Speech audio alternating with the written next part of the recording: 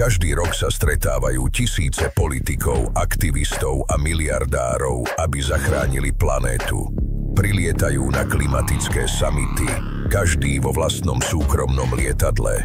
Na moriach kotvia výletné lode, ktoré sa na pár dní menia na plávajúce hotely pre elitu, spaľujúce tony paliva, zatiaľ čo sa na pódiu hovorí o uhlíkovej neutralite. Kamery zachytávajú vážne tváre, prejavy o planéte, ktorá horí.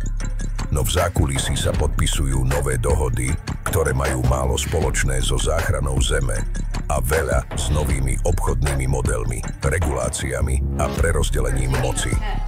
Záchrana planéty sa stala priemyslom, klimatická kríza marketingovou značkou. Ale čo ak skutočný problém neleží v našich výfukoch, ale v samotnom rytme planéty?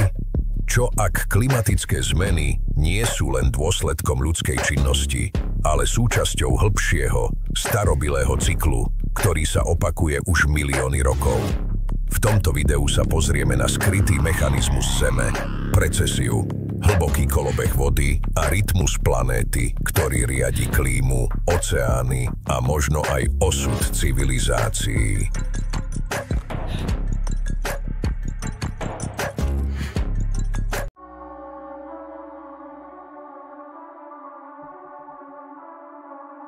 Všetko, čo na Zemi existuje, sa hýbe v rytme, ktorý presahuje ľudské chápanie. Deň sa strieda s nocou, ročné obdobia plynú v cykle života. No niektoré pohyby sú tak pomalé, že ich ľudské oko nikdy nezachytí. A predsa práve tie formujú dejiny našej planéty. Jedným z nich je precesia Zeme, jemné kývanie jej osy, ktoré mení smer, kam sa planéta nakláňa voči Slnku. Všetko vo vesmíre nielenže krúži okolo telies so silnejšou gravitáciou, ale zároveň sa všetko hýbe v špirále.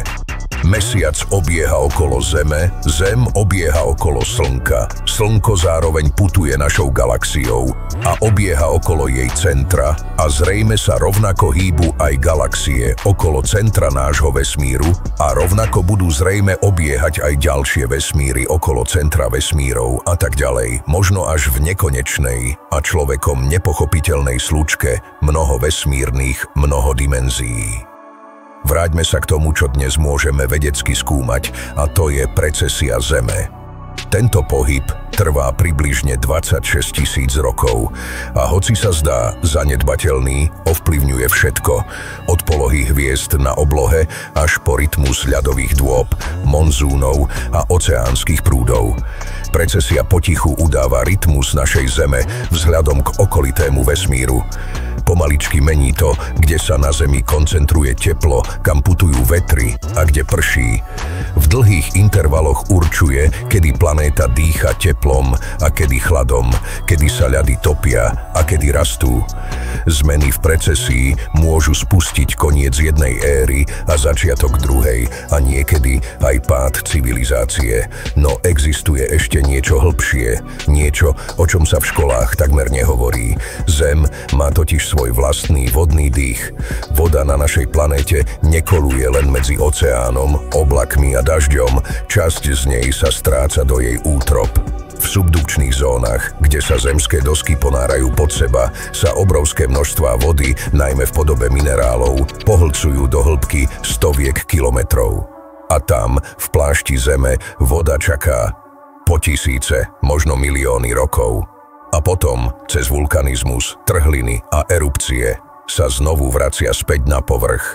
Tento hlboký vodný cyklus je pomalý, no mocný.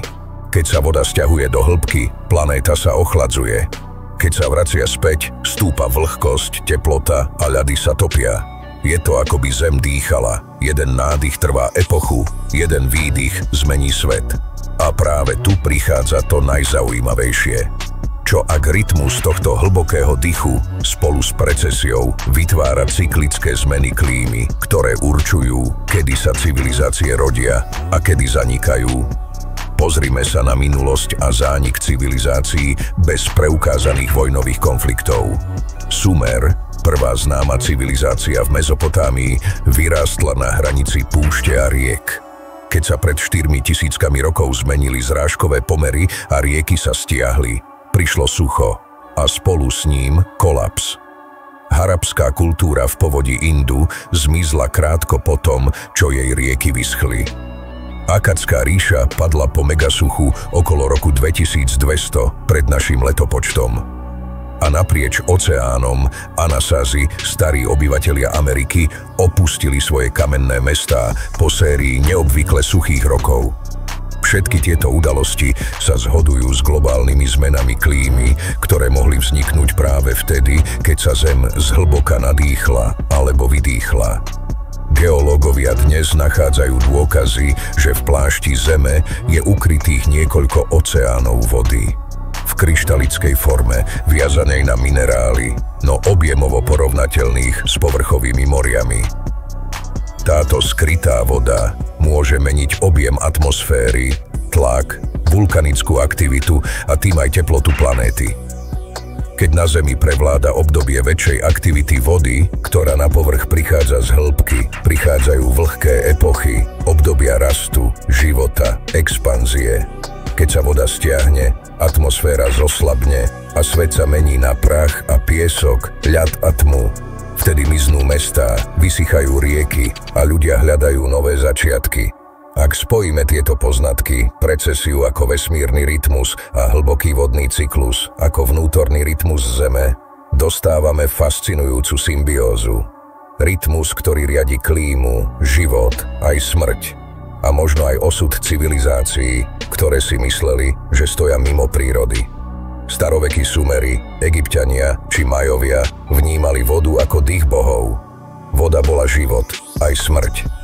Možno intuitívne cítili to, čo dnes začíname chápať vedecky, že voda, svetlo a pohyb Zeme sú prepojené silami, ktoré nás ďaleko presahujú.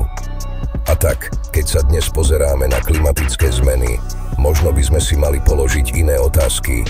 Nie, čo sme my spôsobili, ale čo nám chce povedať planéta, ktorá znovu mení svoj rytmus. Možno sledujeme len ďalší výdych Zeme, ďalší posun v jej hlbokom dýchu, ktorý formuje všetko živé už miliardy rokov. A ak sa dokážeme naladiť na tento rytmus, možno pochopíme, ako nájsť skutočnú rovnováhu v živote našej Zeme a živote inteligentných tvorov, nás ľudí.